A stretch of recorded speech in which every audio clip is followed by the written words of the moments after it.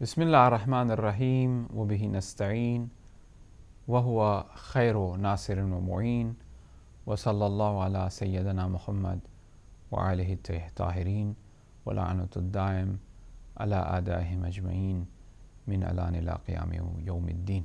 Welcome back to question time.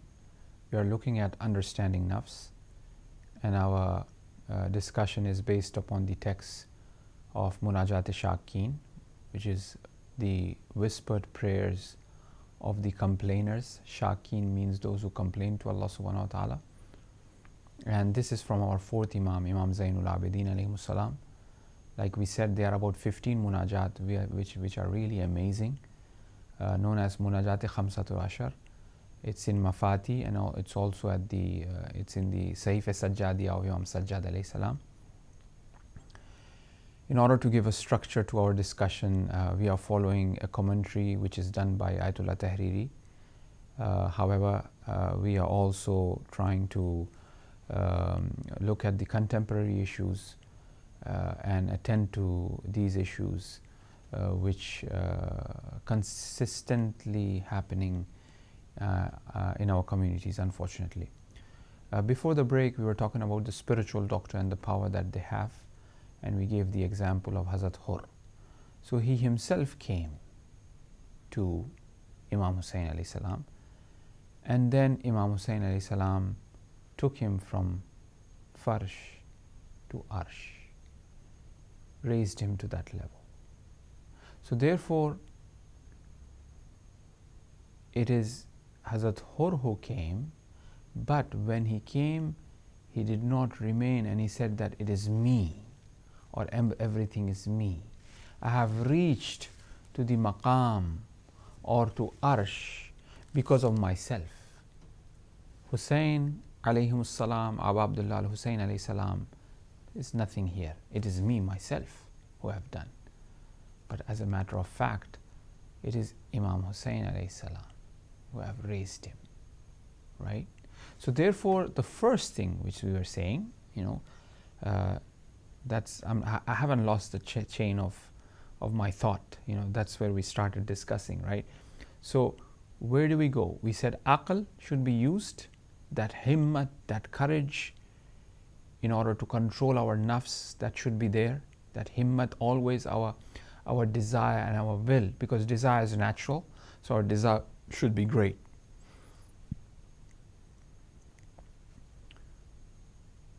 How great the desire of Hur, even if it costs to give his neck to serve the grandson of the Prophet. This is a great desire, right? He did that desire. His desire was not belly or below belly, as it was for the Yazidis. Umar Saad, his desire was belly and below belly, that I will be the governor of Tehran or Ray. I was promised by Ibn Ziyad that I will be given that position. Shimr, below belly and below belly. That was their himmat, that was their desire, right? So the same way, Hur, himmat and desire was to help the grandson of Imam Hussain, even if it costs to give his neck. And he did that. And look what he becomes, where Imam Sadiq alayhi salam says, Bi'abi anta wa ummi ya Hur, in Ziyarate Shuhada Karbala. Imam Sadiq alayhi salam says that may my life and my parents' life be sacrificed to you, O companions of Imam Hussain. So now the tawassul, or the connection to God, ilahi ashku ilayk. So one really have to rely on God. We have seen this over and over again. For those who rely on their nafs, on their own self, were taught a lesson by God, whether they be the prophets or whether they be the enemies or evil people or bad people. For example, Alim Baura, a great Jewish scholar who lived during the time of Moses. the Quran talks about this story.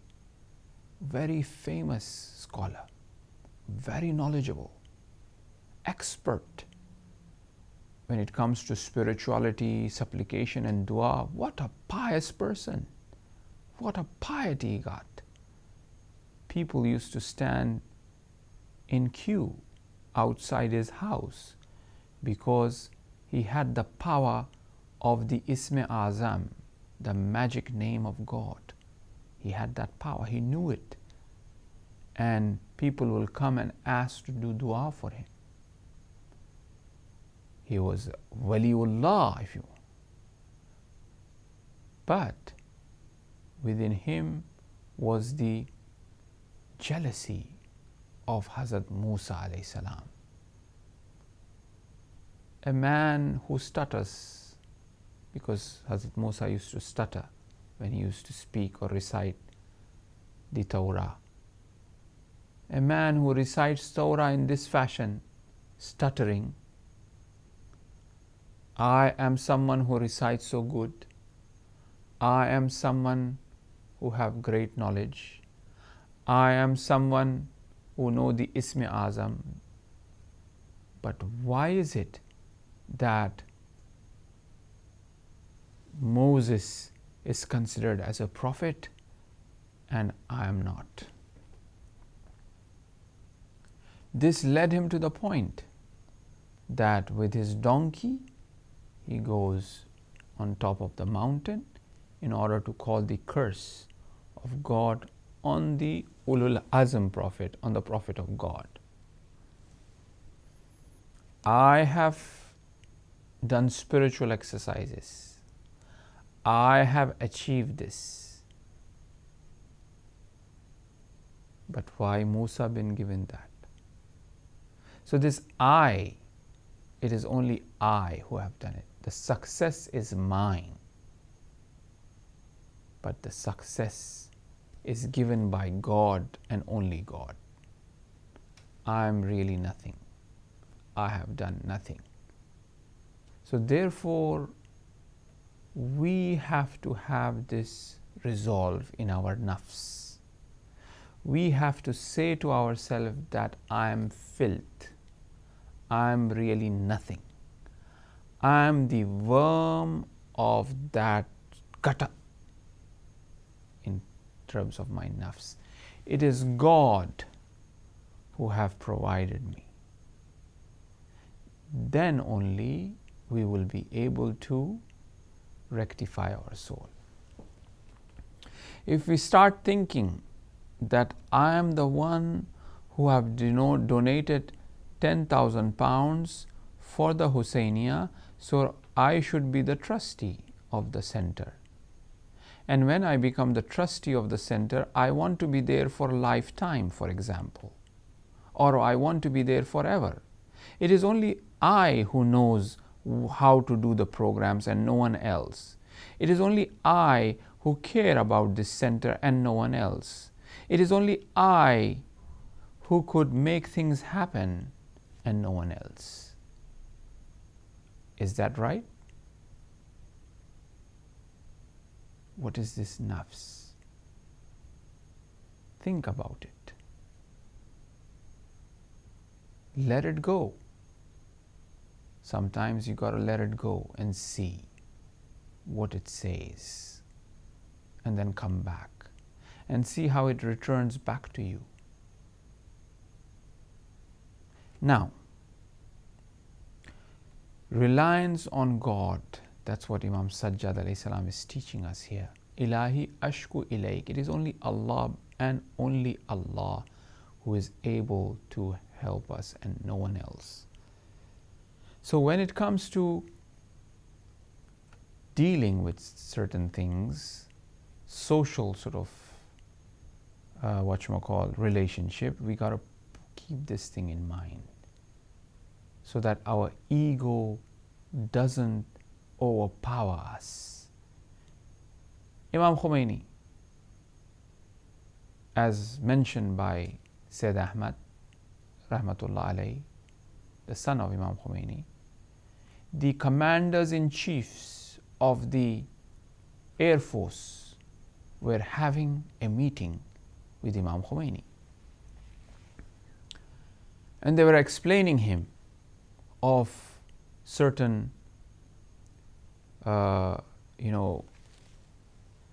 shall I say, certain plans to attack, and all of the strategies, certain strategies. They were talking about strategies in Air Force. Now obviously Imam Khomeini this is not the field of Imam Khomeini as such. It's about Air Force, about military. He is a Maharaja, he is in spirituality, he is ahkam. And however, things were brought to the Imam. Things were discussed by the Imam. And because of that spiritual power, he was able to exactly pinpoint the errors, the mistake, and what needs to be done to rectify it. Islah nafs, reform of the nafs, that's what it does. It provides that guidance and that light, that a person moves in that direction. While having the meeting, he leaves the room and he goes to the toilet and started cleaning the toilet. Said Ahmad comes and asks him that, "Oh father, such an important meeting, and then all of a sudden you're..." Then he says that when I was sitting with them, all of a sudden I looked at my nafs, that these commanders, they are discussing the strategy of Air Force with me. So I wanted to control my nafs. Agha Sanei, the Maharaja right now in Iran, one of the Maharajas, he reports that when he was with Imam,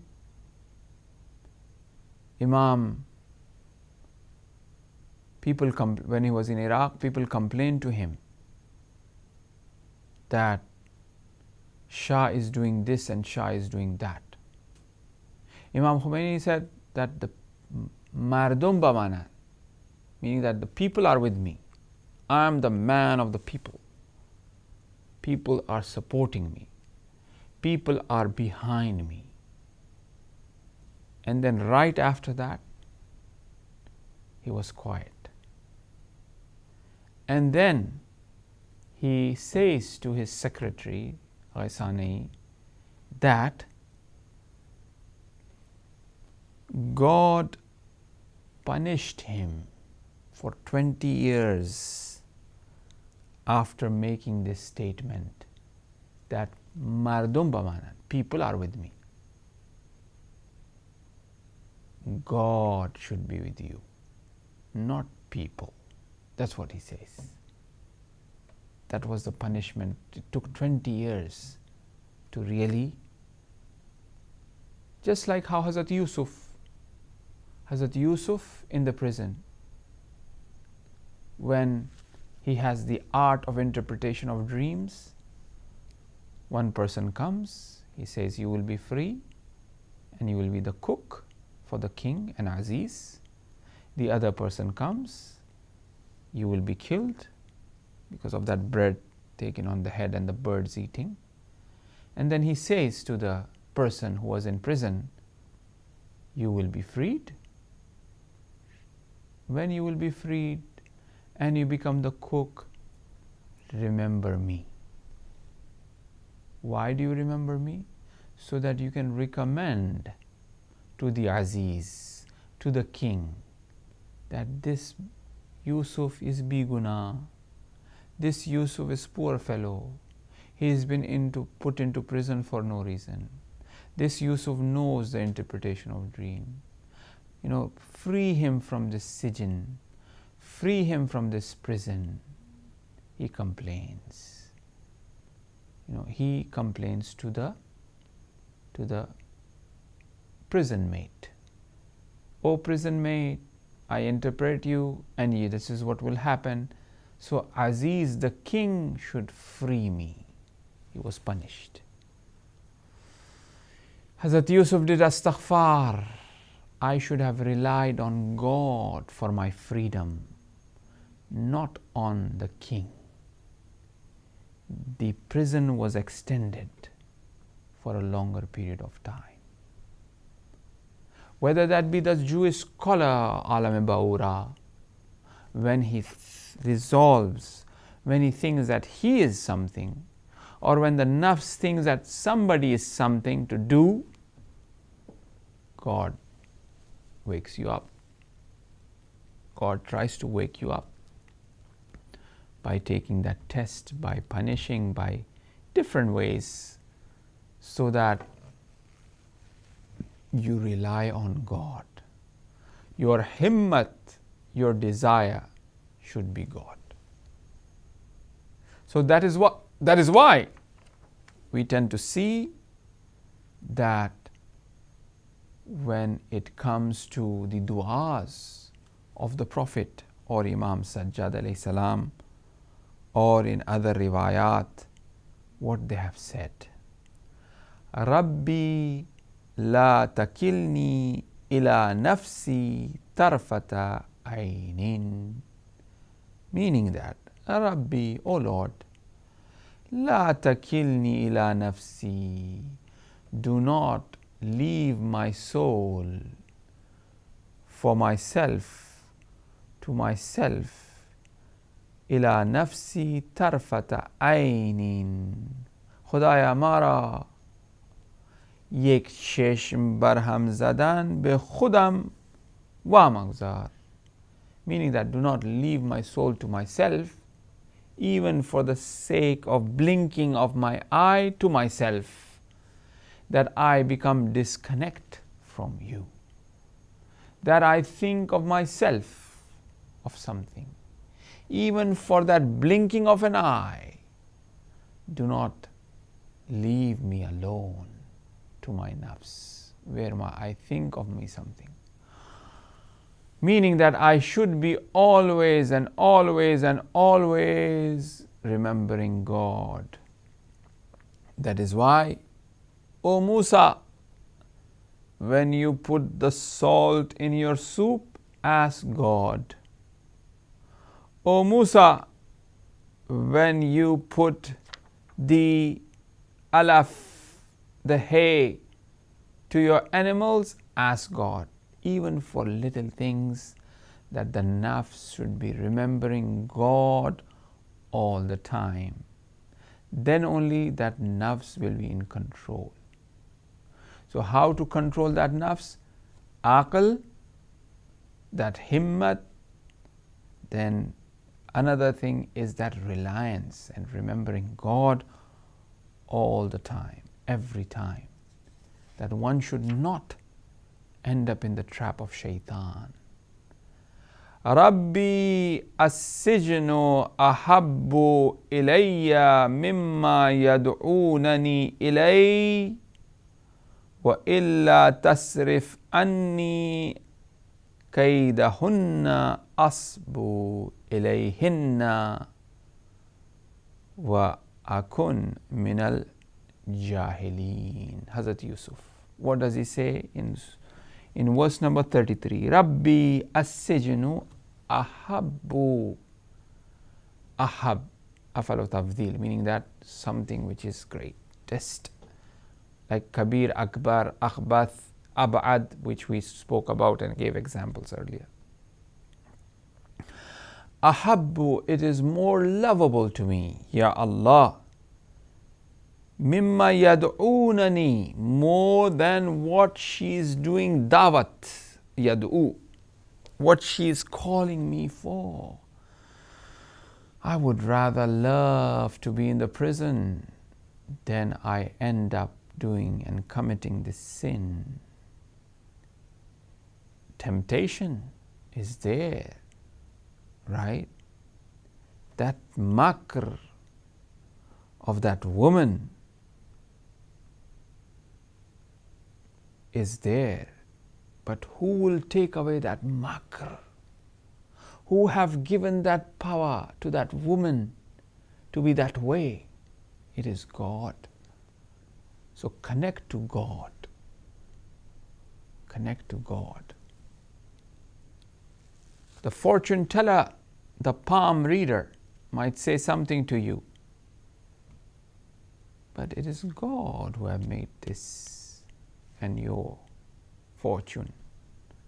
Connect to Him. Do those things which God have asked you to do. Give sadaqah. Connect to your kin. Be kind to your parents.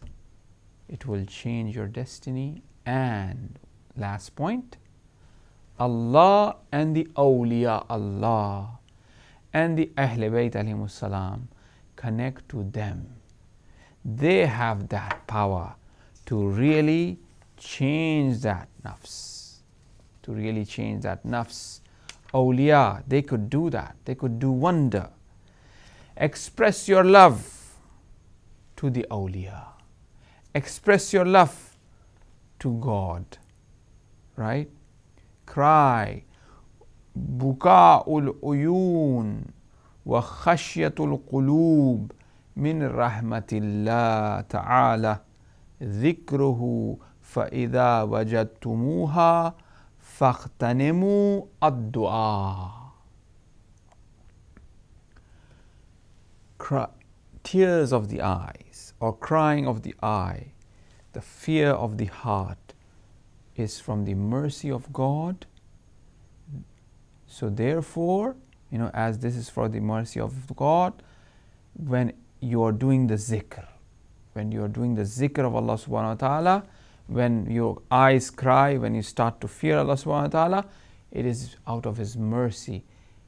إِلَّا مَا رَحِمَ رَبِّي إِنَّ النَّفْسَ أَمَارَةُ بِالسُّوءِ إِلَّا مَا رَحِمَ رَبِّي. So crying of the eyes, fear of the heart is because of the mercy of God. إِلَّا مَا رَحِمَ رَبِّي. So use this to rectify your nafs. فَإِذَا وَجَدْتُمُوهَا فَاغْتَنِمُوا الدُّعَاء. When you find them, غَنِيمَت shumar, meaning that make use of it. Make this is a great opportunity for you. I think we have gone over the time as well, but we'll take leave here. We mentioned 3 most important things: aql, himmat, control of the nafs. Aql should come to an aid. And then we mentioned that awliya, how they are spiritual doctors to rectify our soul and nafs, right? And then God, reliance on God. And when we rely on God, everything is from God. That fear of God, those tears in the eyes becomes that rahmah and that mercy from God to really safeguard our nafs, to really bring that reform into our nafs. And when that happens, as we begin our discussion by the example of Imam Khomeini, a lot of things can happen.